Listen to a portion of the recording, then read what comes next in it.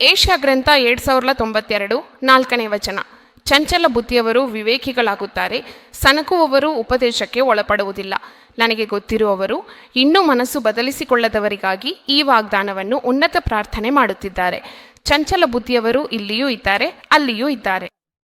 ಲೋಕದ ಕಡೆ ಇರ್ತಾರೆ, ಆತ್ಮೀಯದ ಕಡೆ ಇರ್ತಾರೆ, ದೇವಾಲಯಕ್ಕೆ ಬರ್ತಾರೆ, ಪಾಪ ಮಾಡ್ತಾರೆ, ಸೈತಾನಿಗೂ ಒಳಗಾಗ್ತಾರೆ, ದೇವರ ಭಕ್ತಿ ಇರುವಂತೆ ನಟಿಸ್ತಾರೆ.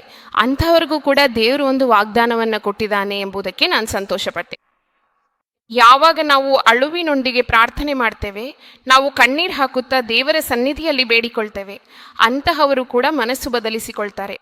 ಚಂಚಲ ಮನಸ್ಸುಳ್ಳವರನ್ನು ದೇವರು ವಿವೇಕಿಗಳನ್ನಾಗಿ ಮಾಡ್ತಾನೆ, ಕುಗ್ಗಿದವರನ್ನು ಸಹ ಉಪದೇಶಕ್ಕೆ ಒಳಪಡಿಸುವಂತೆ ಮಾಡ್ತಾನೆ. ದೇವರ ಸ್ತುತಿ ಭಾರತ ದೇಶದ ಮೇಲೆ ದೊಡ್ಡ ಚಳವಳಿ ಬರಲಿ ಎಂದು ಪ್ರಾರ್ಥಿಸಬೇಕು. ನೀನು ಯಾವ ದೇಶದಲ್ಲಿದೆಯೋ ಆ ದೇಶದ ರಕ್ಷಣೆಗೆ ಖಂಡಿತವಾಗಿಯೂ ಪ್ರಾರ್ಥಿಸಬೇಕು.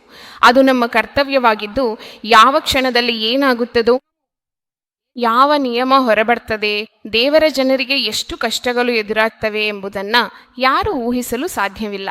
ದೇವರ ಜನರು ಪ್ರಾರ್ಥನೆ ಮಾಡಬೇಕು.